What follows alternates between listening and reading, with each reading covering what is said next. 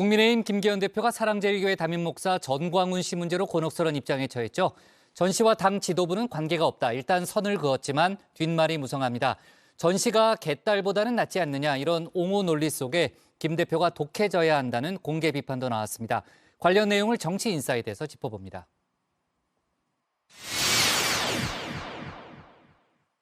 지도부는 당의 전체적인 이미지나 지지율이나 국민의 어떤 사랑이나 이런 큰 그림을 보고 독해져야 되거든요. 최근 김재원 최고위원의 이딴 설화로 국민의힘이 몸살을 앓고 있죠. 사랑제일교회 담임 목사 전광훈 씨와 홍준표 대구시장 사이의 장외 설전으로까지 번졌는데요. 김기현 대표의 대처, 좋게 말해 양비노인이었습니다. 우리 당의 공천권을 가지고서 제3자 왈가왈 일도 아니지만 또 이 지방자치 행정을 맡은 사람은 그 일에 더 전념하시면 좋겠습니다. 홍 시장, 당대표를 2번이나 지낸 당의 원로이기도 하죠. 지방 일이나 잘하라는 발언이 꽤나 괘씸했나 봅니다. 전 씨를 이사회 같은 선지자라고 스스로 축혀 세웠으니 그 밑에서 잘해보세요 라고 꼬집었는데요. 전 씨에 대한 김 대표의 애매한 태도도 홍 시장의 화를 키운 듯합니다.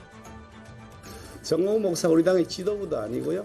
그분이 가지고 있는 개인적 의견을 그냥 여러분들께서 들으시고 우리 당도 들을 건 들었고 또 참고할 건 참고하겠지만 또 아닌 것은 아니라고 말씀드리는 것이라고 이해하시면 되겠습니다.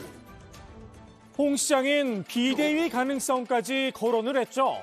유상범석 대변인은 홍 시장에게 자제를 요청하며 김 대표를 엄호했는데요. 이번엔 이제 이 정도 했으면 그만 멈추셔도 되지 않겠습니까? 왜 친구에 나온 영어처럼 고마해라 말이 무겁다. 전 씨가 개딸보단 낫지 않느냐 새로운 논리도 개발을 했습니다. 근데 상대적으로 보면 개딸들이 민주당에 직접 들어와서 권리당원으로서 영향을 미치는 것에 비하면 그 영향력은 훨씬 적다. 글쎄요, 정치가 누가 못하나 경쟁은 아니죠. 조수진 최고위원 역시 개딸을 소환했는데요. 방향은 사뭇 달랐습니다. 우리가 이재명 대표와 개딸들에 대해서 이재명 대표가 왜 개딸들에 대해서 단호하게 못하느냐 비판하잖아요. 네. 예, 역지사지해야죠. 조 최고위원은 김 대표가 이번 사태를 자초했다고 봤는데요. 한마디로 당대표로서 강단이 없었다는 겁니다. 대표로서는 강단이 필요해요. 그러니까 처음에 그런 일이 있었을 때 엄중 경고라든가 신속하고 강도 높은 조치를 했다면 이 문제를 조속히 매듭지었을 것 아닌가. 정치권에선 김 대표가 딜레마에 빠졌다는 분석도 나왔는데요. 전 씨가 윤석열 정부의 방파제 역할을 하고 있어서 내칠 수 있는 상황이 아니라는 겁니다. 윤 대통령의 취임 초부터 네. 퇴진이나 탄핵을 부르짖어오는 그 극렬 진보 인사들이 있지 않습니까? 네. 지금부터 주말만 되면 그분들이 거대 집회 시위를 이끌고 있죠. 네. 이런 극렬 진보 인사들에 대한 방파제가 없어져 버리면 어떡하겠습니까?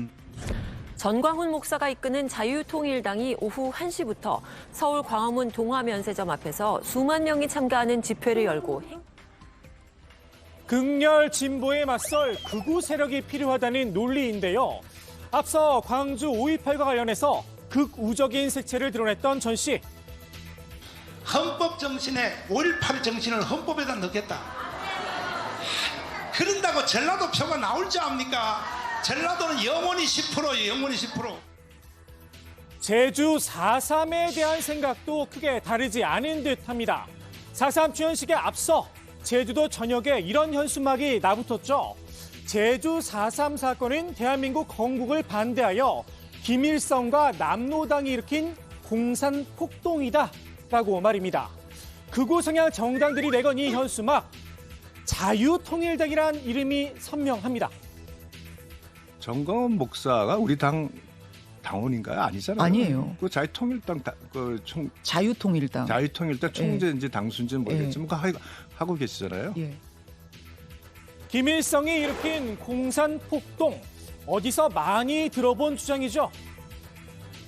4.3 사건의 장본인인 김일성 정권에 한때 몸담궜던 사람으로서 정강훈 씨, 김재원 최고위원뿐 아니라 태영호 최고위원과도 코드가 딱 들어맞았나 봅니다.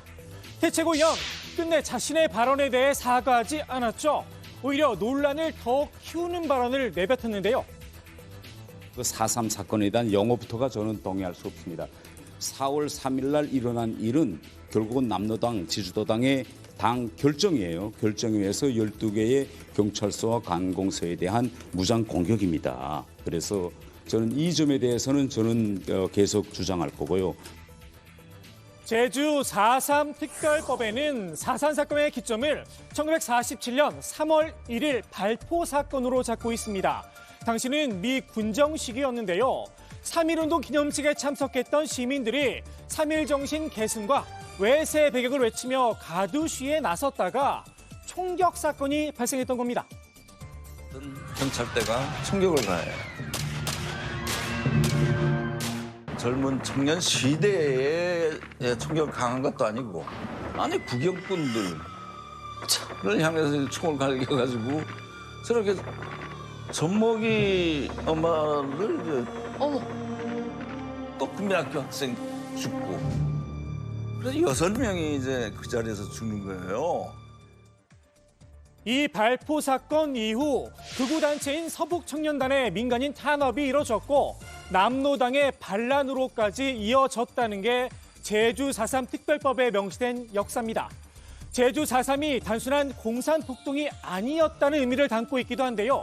이에 동의할 수 없다는 태 최고위원, 북한에서 배웠다는 역사, 대한민국 국민이 됐으면 처음부터 다시 공부해야 하지 않을까요? 그분은 제주 4.3 평화재단이 진상조사 보고서를 2014년에 이제 그 국가 추념일 정하고 16일 날 정리해서 낸 보고서가 있는데요. 이걸 한번 꼭 좀 읽어보시고 그 다음에 다시 얘기를 좀 했으면 좋겠다. 다만 국내에서 공부했다고 모두 올바른 역사인식을 가지고 있는 건 아니죠. 정강훈 씨 같은 극우 인사들, 민의의 정당인 국회에서 이런 말까지 내뱉었습니다. 4.3 양미락살 과정을 대특공 소탕 작전에 빗댄 겁니다. 이거를 우리 국군이 공격이 진화하는 게 당연하지. 그 과정에서 뭐 피하 구별이 잘 안 되는 그런 면도 있고 뭐 대특공도 마찬가지잖아요. 그 중에는 진짜 억울한 양면도 있는데 그 중에는 빨갱이도 있는 거고 그런 거죠. 보수단체들이 연 이 4.3 관련 세미나 장소를 잡아준 건 다름 아닌 국민의힘 서병수 의원실이었습니다. 서병수, 최재형 의원이 직접 축사도 했다고 하는데요. 국민의힘 의원들 도대체 4.3 사건을 어떻게 보고 있는 걸까요? 민주당에선 국민의힘 지도부가 4.3 사건의 왜곡을 방조하고 있다 이렇게 날을 세우고 있는데요. 그리고 일부 극우 소수 정당이나 뭐 그런 단체에서 지금 또 엉뚱한 역사를 되돌리는 이런 일들을 하고 있는데 저는 문제는 이것이 지금 국민의힘 집권 여당에서 방조했거나 거기서 시작했기 때문에 이런 일들이 생겼다고 봅니다. 이 역시 김기현 대표가 딜레마 상황에 빠져 있다는 분석도 나옵니다. 역사관이 다른 윗분의 눈치를 보는 게 아니냐는 겁니다. 4.3과 여순에 대해서는 단순히 의원들이 안 간 것이 본인의 소신 때문이라 보지 마십시오.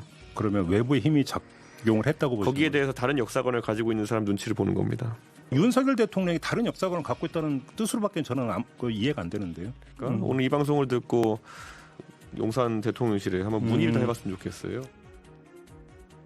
윤 대통령 이번 4.3 추념식에 참석하지 않았죠. 김 대표도 불참을 했는데요.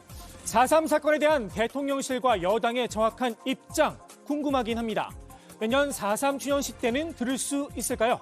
오늘 정치 인사이드 이렇게 마무리합니다.